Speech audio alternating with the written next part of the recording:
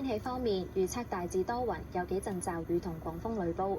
初時部分地區驟雨較多，最低氣溫大約28度。日間短暫時間有陽光同炎熱，最高氣溫大約32度，吹和緩西至西南風。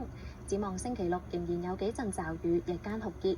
星期日天氣唔穩定，下個星期初至中期驟雨逐漸減少，天色好轉。我哋睇下世界主要城市嘅天氣概況。